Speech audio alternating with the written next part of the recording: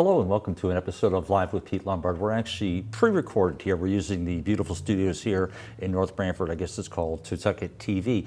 My special guest today is Mark Riccio. Welcome, Mark. How are you doing? Very well. Thank you, Peter, for inviting me to your show. Understand you're running for a political office. You've been on the RTM for a number of years, and you're running for the 102nd District for State Representative. That's correct. I'm very excited about it. And the election is just around the corner, Tuesday, November 3rd. And I've been involved with Brantford government for the last 10 years as an RTM representative, serving the 6th District of Brantford. Before we get into the hardball questions here, Mark, I'd like to ask you a little bit about your background. You went to Hamden Hall Country Day School. That's correct. And then you went to St. Anselm College. In Manchester, New Hampshire. Oh, fun. Okay. Yes. And what were your degrees in? I received a degree in economics, business and economics, and then I went on to get my MBA at the University of New Haven with a concentration in information technology. So as a master's in business administration? An MBA, yes. Yeah. Okay, gotcha. And you've actually your field is specializing in data systems? Yeah, so I own, so after I graduated from St. Anselm's College, and by the way, when I went to St. A's, which is in Manchester, that was like the mecca for the political kickoff for the presidential election. Right, they vote first there. They vote first, and I got involved a little bit working on some primaries, and it was so exciting. Anybody famous that we might have known? Actually, Ted Kennedy's campaign contacted me and asked me to participate. I think someone knew my father, who was a Democrat, and they heard I was up at St. A's. So you kind of interned, so to speak? Or? Just a little bit, not a whole lot, yeah. But it was really, really exciting. And that's really when I got my first taste of politics. And you felt the energy and the excitement of the whole thing? And I caught the bug. Ah, you caught the bug, okay. Let's talk about your family. You've been married for 32 years? Yes, my wife Candy. We've been living in Brantford since 1984. And then we have no kids, but we've helped a lot of kids, families and friends, and we've done a lot to help. No, you guys met people. on the internet, is that right?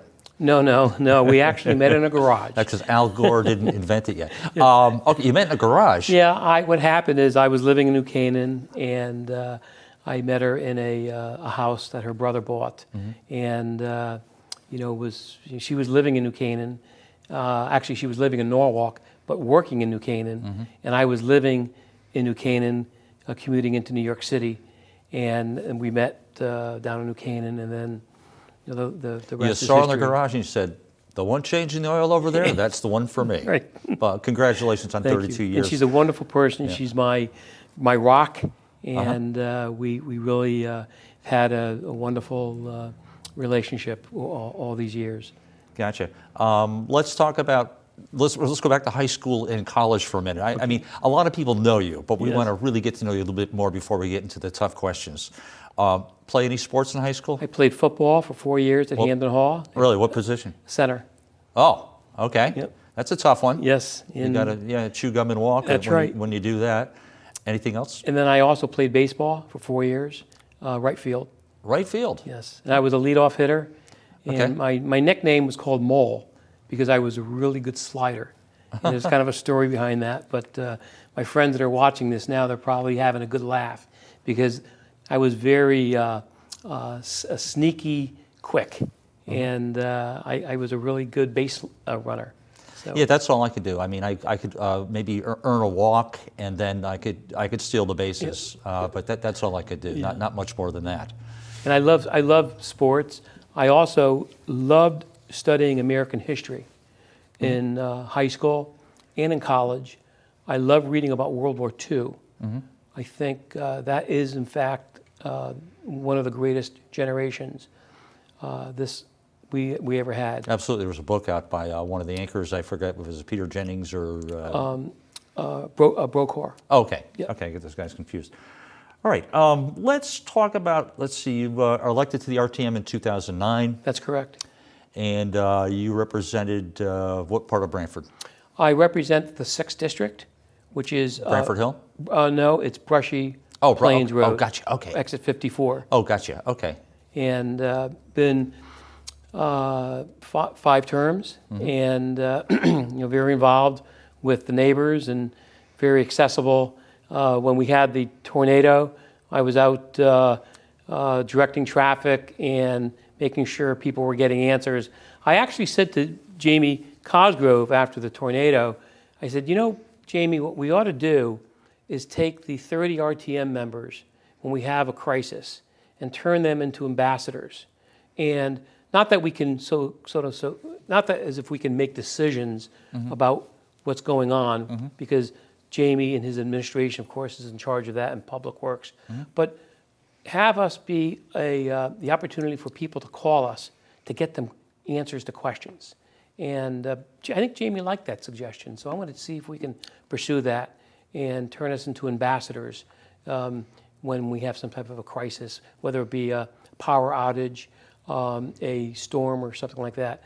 And I think what kicks in is because I do own a software company, and my software company is here in East Haven, actually. I've owned a software company for over 30 years. And one of the things that we specialize in is disaster recovery software. Oh, there you go. And I think that's one of the reasons I'm running, because we live in a dangerous society. And what our software does, and I don't want to turn this into an advertisement. No, it's okay. But what our software does is it helps organizations plan for catastrophes or events. It could be a snowstorm. It could be a power outage. It could be a gas explosion. In other words, if your main office, let's say, and we do business with a lot of banks.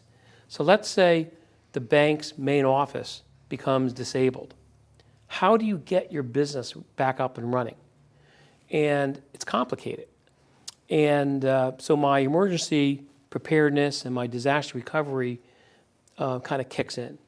And I believe strongly that I can bring that experience to Hartford, especially in these times, and help the state provide them with advice and direction. Because we have been helping banks plan for pandemic planning for 10 years.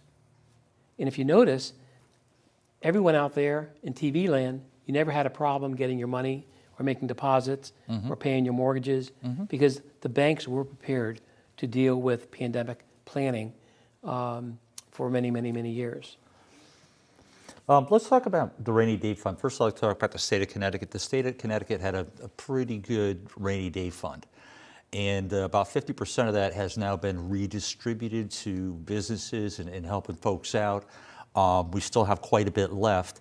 The state of New Hampshire is offering up to $30,000 per restaurant. State of Connecticut is offering up to $5,000.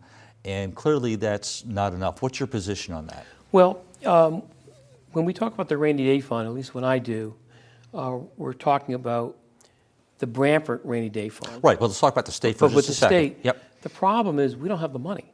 We really don't. And I think the state is afraid to, open up the wallet anymore because we've got a lot of debt that we have to be careful of. Right. But I believe we need to open up the state. We need to help these small businesses. And I would not be against increasing the rainy day fund to help some of these small businesses. What if they worked at kind of like a hybrid type of thing where you've got a 50% grant and a 50% low interest loan? That might be... I would be all for that. I would be all for that. Because the companies that have really gotten whacked are service organizations. Anyone that's in the wedding or outing business, audiovisual companies, florists, restaurants, caterers, they are just getting really They're getting socked, but hopefully we're almost at the end of this. We don't know, but I know that we were really doing well in the state of Connecticut. We were less than 1%, and now we're at 2.9%. And I think you could attribute a lot of that probably because the colleges have come back, and the college kids will be college kids. They sometimes don't wear masks, and sometimes they get together in small dormitories, and it's easy to spread. I think that's part of it. It's going to be a challenge to get us back to where we were. And we need the vaccine, but we have to open up the state. People, the other side effect of depression and the challenges that parents are having with their kids, remote schooling, parents that are trying to work, and they're also trying to help their kids learn. These are tremendous stress on families. And I don't think there's any right way or wrong way. We are in uncharted waters. And I also think it's not fair for anyone to blame anyone for what's being done and what's not being done. We are learning as we are doing. And we're writing the book. We're writing the book. Yeah. Let's talk about the Brantford Rainy Day Fund. Yes. I know that the Brantford's got an excellent bond rating. We're in pretty good shape. We do have a sizable rainy day fund. Let's talk about that and how can we protect that and keep it from being exploited and redistributed to Bridgeport, Waterbury, Hartford, and so forth. Let's talk about that for a minute. So when I talk about the rainy day fund, which is one of my #1 campaign items, is we are very fortunate to live in a town that is fiscally sound, thanks to people like Jim Finch, who's been the finance director for many years. Yeah. We have a very strong board of finance, and we have a very good administration with Jamie Cosgrove, and we are fiscal responsible, yet we also provide a high level of services, keeping a tax mill rate very affordable compared to other neighboring towns. And we have about $25 million in our savings account, which is incredible. That's a high percentage. Very high percentage. Some people will say it's too much. Yeah. But we've done that to protect ourselves. Keep the bond rating up. Keep the bond rating up. Make sure, because what I am afraid of, and Hartford, or the legislation up in Hartford tried to do this several years ago. We send Brantford taxpayers send something like $60 million And what do we get back? in state income taxes. Yeah. We get back about $2.3 million in educational funds. Compared to New Haven gets about 60% of their revenue from The state. Hartford. Yeah. And what's going to happen is, and I can almost guarantee this, and I will fight hard if I win the seat, to make sure we get our due share, so that Hartford doesn't come to us and say, well, that $2.3 million that we typically send to you, we're going to take it away, or we're going to cut it in half. And people will say, Hartford can't do that. Well, my answer to that is, Hartford can do whatever they want. And the other problem is you've got an unbalance up in Hartford, where you've got a tremendous amount more Democrats than Republicans. That's not good government. You have to have a balance so that we keep everyone in check. And on November 3rd, that's why it's important that I ask for your support, so that we can even the scale. Let's talk about, they had a bill up there, I think it was HR 603, which was the Police Affordability Act, otherwise known as Defund the Police. Is that right? It's a House Bill 6004. It's called an Act Concerning Police Accountability. It's a very dangerous act. It was rushed to judgment. It was approved in July 2020. And there's some flaws in that particular act. First of all, it took away what's called qualified immunity for the police. This means that the good police officers will have to go get their own identification insurance in case someone brings on a civil lawsuit. So in order for them to protect their assets in their home. You're going to have a lot of frivolous lawsuits because people are going to figure out that I can sue a police officer, even though he didn't do anything wrong, or he or she didn't do anything wrong, and try to make a quick $15,000, $20,000. And the towns, they don't like to sue people. They don't want to. They're going to just settle it, and it's going to cost towns like Brantford and other towns millions of dollars in frivolous lawsuits as a result of that. It also has characteristics of defunding the police. And defunding the police means we would go to the federal government and be able to get aid for certain types of police equipment. We can no longer do that. It also took the Fourth Amendment right away from the police officers, where a police officer would be able to, if they thought there was something suspicious, they could ask permission to do a consent of their car, let's say. That is against the law. So they can no longer ask to search their car, even though they have a sense that something isn't right. And then Lamont went out and hired a consulting company for $1 million because he knows there's flaws in it. Now, that House Bill 6004 kicked in this past month. However, the qualified immunity clause or amendment does not kick in until July 2021. I am committed, and I'm going to look at the citizens of Brantford and say to you, if I get elected to win this seat, I will, you have my promise that I will fight very hard to overturn that clause and give our brave police officers the qualified immunity that they deserve. Because if we don't, you're already having police officers that are saying, I'm not going to do this job. I'm not going to risk. It's going to be tough to recruit. You're talking about an insurance premium of about $30,000. What's going to end up happening is the town of Brantford will have to pick up that charge. We're going to have to dip into a rainy day fund, and I've crunched the numbers. It's going to cost the town about $2 million a year. Wow. It's not right. You were endorsed by the Fraternal Order of State Police? And the New Haven Police Union. Okay. And I also will say that the police officers in Brantford are very, very behind me. I have their support. Not officially, but I do have their support. And I want to thank you for coming to me and contacting me. Many of you have contacted me personally, and I appreciate that you have confidence in me. Mark, in 1989, the state of Connecticut mandated a 10% affordable housing for each town, city, and so forth. Where are we at with that? What's going on, particularly Parkside Village? Very complicated bill and law that we could probably talk a half an hour about.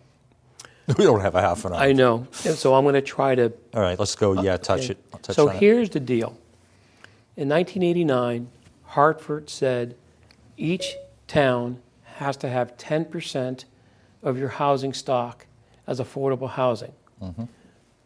My father was a builder. My father built affordable houses. The first question I have is, can someone define for me what affordable housing is? Because I'm having problems understanding what they mean by that. But let's go back to the law. Brantford is a very diverse town. Jamie Cosgrove just said it in his first selectman meeting. We have a very diverse town. We have a lot of different services. We have a community that comes together, works together, and with the affordable housing situation, it's important that we understand that we have plenty of affordable housing in Brantford right now. We have trailer park facilities. We have condos that are $110,000. Rosenthal Gardens. Rosenthal Gardens. We have JIMO, all those buildings. which is part of the 10% housing stock. Right. But there's a lot of the housing stock that I just mentioned, the condos, single-family or one-unit apartments, the trailer parks, which are starter homes. So what percentage do you think we have right now, realistically? 3%. Oh. And that's what the state says. Now, because Brantford has both city water and city sewer, that is a requirement for affordable housing. When you go along the other parts of the shoreline, like Madison and Clinton and Guilford, they don't have a lot of affordable housing. So Hartford has their eyeball on Brantford, and they want to force or give predatory developers. And they're out-of-state developers, right, from Massachusetts? That's right. Yeah. And so they're out of state. They don't really care about Brantford. They care in one thing. And what we are in a situation where these predatory developers have figured out the system, and they're going to come. So this is what happens: developer comes in and says, "I got a piece of land," and the Indian Neck neighbors have to listen to me right now. You've got that development, a piece of land across the street from the brewery, and so a developer wants to come in there, and I won't get into names and all that, but they want to come in and build an apartment complex, okay? I don't know, it's 50 units, I say. I think it's 30 or 50 units. If they threaten that if that application is denied, they are going to come back in and reapply and say that they're going to put 20% of their units will be affordable housing. Well, the Brantford Zoning Commission loses control of that decision, and Hartford will overrule our Brantford Zoning Commission and allow that project to take place. That's not right. You know, why do we want Hartford to come in and dictate to the towns, especially the town of Brantford, what we want and how we want to build our neighborhoods? Speaking of building the neighborhoods, Mark, I see a lot of signs all over Brantford. People are opposed to the overdevelopment of the Brantford River, Right. where I guess they want to put in a hotel and some stores Yep. and a coffee shop and so forth. Can you tell me your view on that? Sure. Well, you've got two developments over there. One I just mentioned across the street from the brewery. And I just feel that particular project, they have said if we don't get approval on it, they're going to bring in affordable housing, or at least some part of it. But then you have the other side of that property, which is vacant land. Now, the developer who is working on that is a local developer. He's done some, he's a Brantford guy. His family lives in Brantford. He's going to do the right thing, and he's not going to make it affordable housing. Because what's going to happen is, if you don't have a developer who's going to do something good for the town, someone's going to come in there. And I'd rather have A local guy that cares about the community and has to show his face in town. Yeah. Because that's a very valuable piece of land. It's not going to be turned into a park. Yeah. My concern is the proximity to the railroad tracks. I live on Wilford Avenue, Yep. and they tore down the MIF building. And ever since they turned down, I can hear those trains, and actually the houses on Wilford Avenue actually shake when the freight trains come by at 1 or 2 o'clock in the morning. I was talking to my neighbor Leslie. I said, "Does your house shake?" She goes, "Yeah, ever since they took the building down."